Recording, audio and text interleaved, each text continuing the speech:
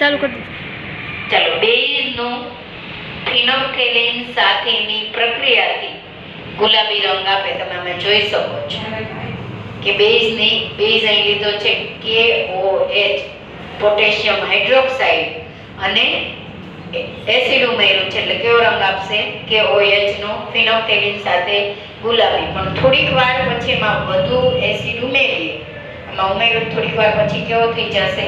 રંગ વિહીન થઈ જાય. એસિડ સાથે શું કરે? રંગ દૂર કરે. આ પીએચ પેપર વાળું તમને બતાવ્યો ગણામે કે એસિડની અંદર એની પીએચ કેટલે આ ઘાટો ગુલાબી જેવો રંગ આપે છે. એટલે પીએચ પેપર, અહીંયા પીએચ પેપર તમને એમ થાય કે કેવું હશે?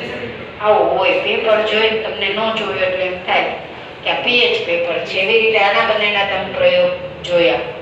લિટમસ પત્ર, ભૂરું લિટમસ પત્ર અને લાલ લિટમસ. એ ભૂલા અને 2 લા 2 વાળો પ્રયોગ.